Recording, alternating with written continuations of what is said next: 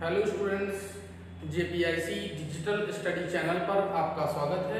विद्यार्थियों, मैं आशा करता हूं कि आप घर पर पढ़ाई कर रहे होंगे और स्वस्थ होंगे।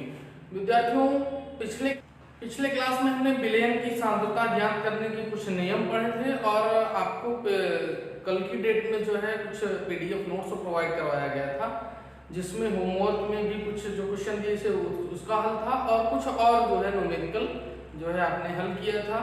और आप इसी प्रकार से जो भी न्यूमेरिकल्स आपके बुक में है उसको आप सॉल्व करते रहिए। बाकी फॉर्मूला एकदम सिंपल है, अगर आप बाई फॉर्मूला चलते हैं और स्टेप वाइज स्टेप जो है चीज़ों को ज्ञात करते हुए जाएंगे तो आपका आंसर जरूर आएगा। अब नेक्स्ट टॉपिक पर हम लोग डिस्कस करेंगे विलेयता क्या होती है, सॉल्युबिलिटी क्या होती है, उसके बारे में हम डिस्कस करेंगे। विलेयता,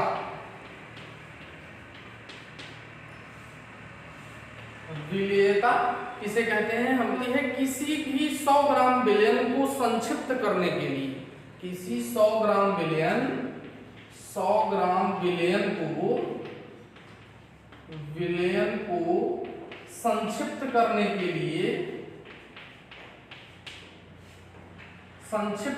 के लिए आवश्यक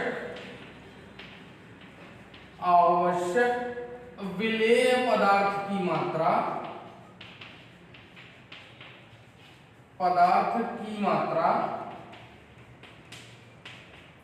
उसकी विलेयता यश कहलाती है। उसकी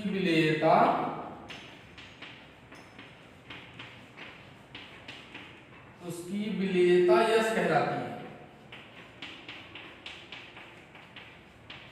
मतलब कि अगर हम जो है चीनी और पानी के विलयन को संक्षिप्त करें 100 ग्राम विलयन को, तो जितने चीनी की आवश्यकता होगी वो हमारा क्या कहलाएगा, उस जो विलयन बना है उसकी विलेयता सॉल्युबिलिटी कहलाएगी। अलग अलग प्रकार की होती है, जैसे ठोसों की द्रव में विलेयता, गैसों की द्रव में विलेयता, द्रवों की गैसों में विलेयता। इस प्रकार से हम विलेयता को ज्ञात कर सकते हैं। ठोसों की द्रव में विलेयता,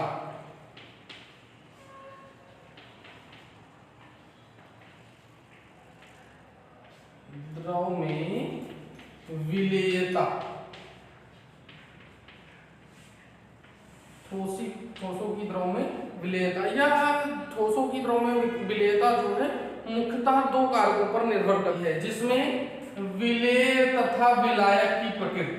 विलेय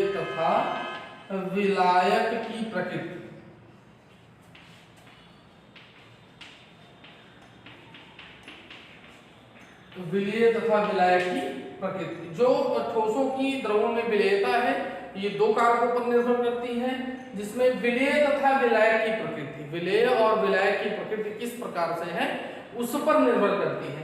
जिसमें आप जानते हो कि ध्रुवीय विलेय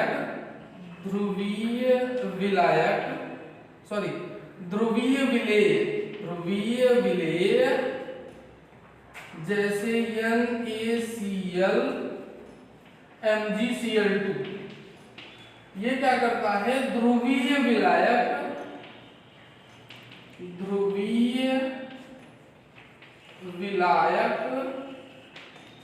H2O में घुलता है। ध्रुवीय विलेय NaCl MgCl2 ये क्या है, हमारे ध्रुवीय विलेय हैं। ये ध्रुवीय विलायक H2O में आराम से घुल जाते हैं। और दूसरा है अध्रुवीय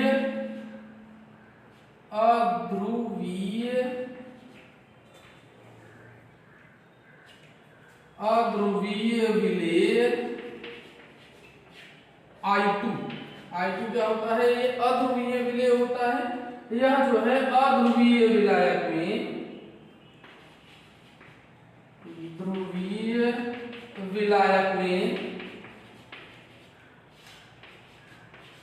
आसानी से घुल जाता है।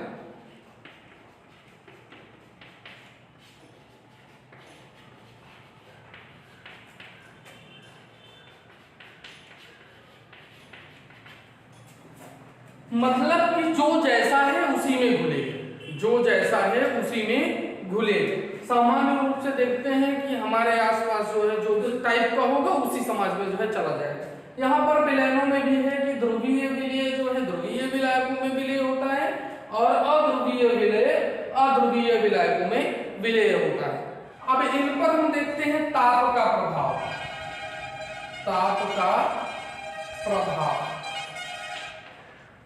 इस प्रकार के जो है विलयता, इस प्रकार की जो विलयता होती है उनमें ताप का क्या प्रभाव होता है इसके बारे में हम ठोस द्रव में घुलने पर, ठोस द्रव में घुलने पर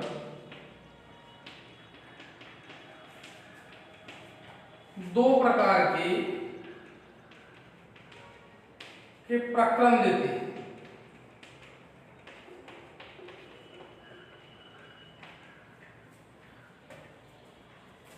पहला है उष्मा शोषी प्रक्रम।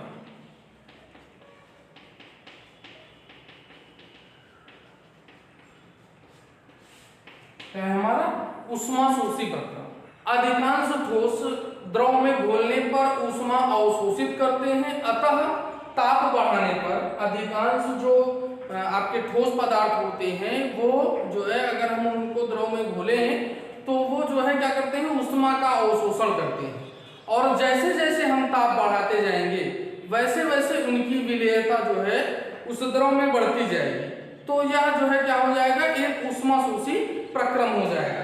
जैसे KNO3 को अगर हम ये ठोस है हमारा ठोस है हम किसमें बोल दें जल में बोल दें तो यह क्या हो जाएगा KNO3 द्रव हो जाएगा और यह क्या डेल्टा H का मान यहाँ पर क्या हो जाएगा धनात्मक हो जाएगा।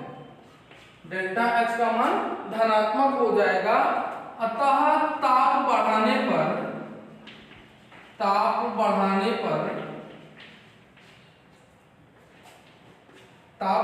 पर साम्य अग्र दिशा में विस्थापित होगा।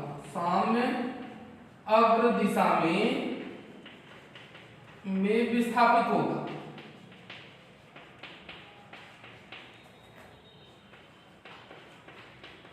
साम्य अग्र दिशा में विस्थापित होगा मतलब कि जब हम ताप बढ़ाएंगे तो ये जो है इसकी घुलनशीलता जो है द्रव में बढ़ती चली जाएगी। ताप बढ़ाने पर इसमें जो है क्या होता है ऊष्माशोषी प्रक्रम में जो विलयता होती है ठोस की वो बढ़ जाती है।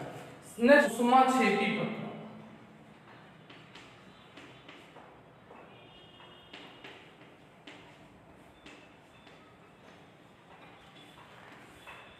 ऊष्माक्षेपी प्रक्रम कुछ ठोस जो है वो द्रव में जिनको अगर उनको द्रव में घोला जाए कुछ ठोस द्रव में घोलने पर ऊष्मा का उत्सर्जन करते हैं। ऊष्मा का उत्सर्जन करते हैं तो ये जो है जो ऊष्मा का उत्सर्जन करते हैं अगर हम इनको जो है इनका ताप बढ़ा दें या इनको जो है जब हम द्रव में डालें तो उसको जो है ताप बराबर देते रहें तो यह क्या होता है इनकी विलयता द्रव में घट जाती है।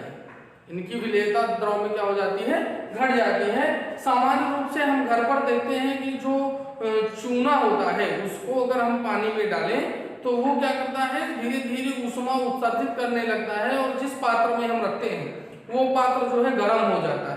तो अगर हम उसको और गर्म करते रहें तो जो चूना पानी में घुल रहा है उसकी घुलनशीलता कम हो जाएगी और बहुत समय लगेगा जो है घुलने में। तो यहाँ पर देखते हैं CaOH का ट्वाइस, ये हम किसमें बोले H2O में बोले तो ये क्या मिलता है CaOH का ट्वाइस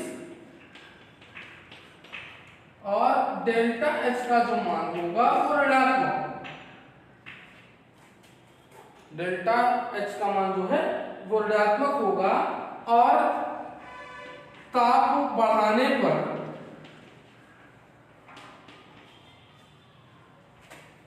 साम्य पश्चिम दिशा में विस्थापित होगा। पश्चिम दिशा में या आप कह सकते हैं ताप बढ़ाने पर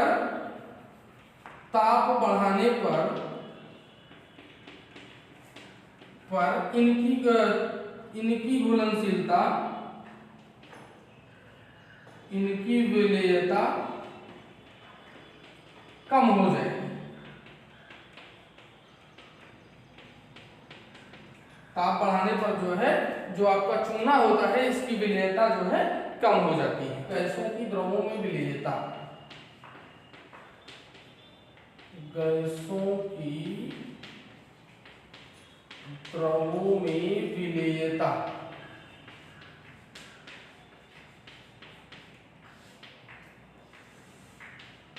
गैसों की द्रवों में विलेयता, गैसें जो है किस प्रकार से द्रव में जो है विलेय होती हैं, ये भी दो कारकों पर निर्भर करता है।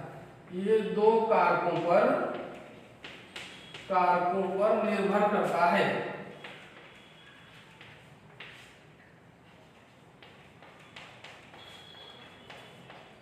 ये दो कारकों पर निर्भर करता है। गैसीय विलेय तथा विलायक की प्रकृति,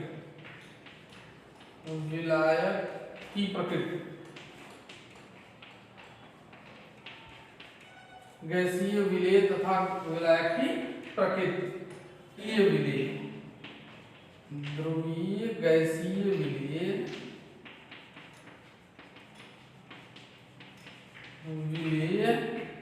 HCl, ध्रुवीय विलायक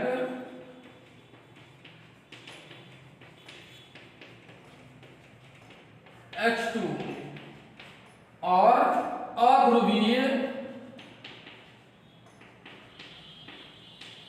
गैसीय विलायक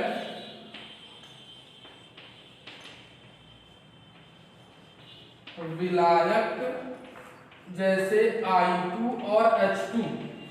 ये जो है अध्रुवीय विलायकों में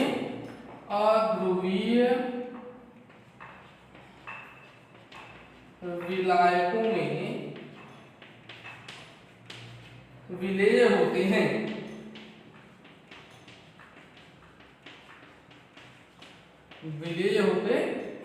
जो कि मुख्यतः दो कारकों पर निर्भर करते हैं, दो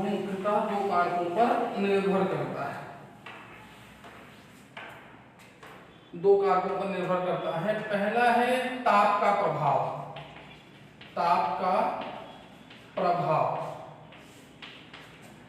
गैसों का द्रव में घुलना एक ऑलरेडी जो है क्या होता है, ऊष्माक्षेपी प्रक्रम होता है। गैसें जब द्रव में घुलती हैं तो वो ऊष्मा का उत्सर्जन करती हैं। इसमें इस दशा में जो है अगर हम गैस को द्रव में घोल रहे हैं, अगर इस दशा में जो हम ताप बढ़ा देते हैं, उस प्रक्रम का जो है हम क्या करते हैं, ताप बढ़ा दें, तो गैस की विलेयता जो है ताप बढ़ाने पर गैस की द्रव में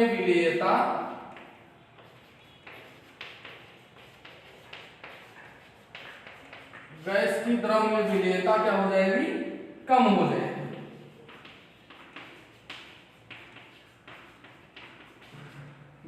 गैस की जो है द्रव में विलेयता क्या हो जाती है, कम हो जाती है। जैसे अगर हम H2O को, जैसे यदि हम जो है H2O को गर्म करते हैं, पानी को गर्म करते हैं, तो उसमें जो ऑक्सीजन घुली होती है O2, H2O में को जब गर्म करते हैं हम, तो जो ऑक्सीजन की विलेयता होती है, विलेयता वो कम हो जाती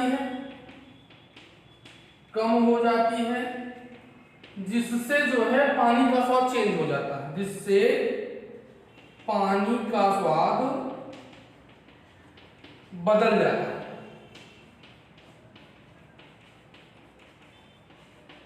जिससे पानी का स्वाद क्या हो जाता है, बदल जाता है। तो इस प्रकार से जो है ताप का प्रभाव पड़ता है कि ताप बढ़ाने पर गैसों की विलेयता जो है कम होती है, और हम प्रैक्टिकली रूप से अगर देखें तो पानी को गर्म करने पर ऑक्सीजन जो है कम हो जाता है, जिसके कारण पानी का स्वाद बदल जाता है। दूसरा है दाब का प्रभाव। जब हम किसी पात्र में, मान लीजिए यहाँ पर ये द्रव रखा हुआ है और उसमें जो है गैस के अणु जो है कम मात्रा में एक दूसरे से टकरा रहे हैं, क्योंकि यहाँ पर आयतन इसका ज्यादा है। जब हम मान लीजिए दाब बढ़ा दें, जब हम गैस किसी भी द्रव में जब गैस घोल रहे हैं तो वहां पर दाब बढ़ाने पर जो ये सतह है यहाँ से जो है अधिक गैस के अणु टकराते हैं। इससे क्या हो जाता है, गैस के अणु ज्यादा टकराएंगे तो गैस का दाब बढ़ जाएगा, जिससे जो इनकी विलेयता है गैसों की जो विलेयता होगी वो जो है द्रव में बढ़ जाएगी। अतः दाब बढ़ाने पर जो गैस की द्रव में विलेयता है वो बढ़ जाती है। गैस की द्रव में विलेयता क्या हो जाती है, बढ़ जाती है। मैं बस इतना ही, आप घर पर जो है पढ़ते रहिए और सुरक्षित रहिए। धन्यवाद।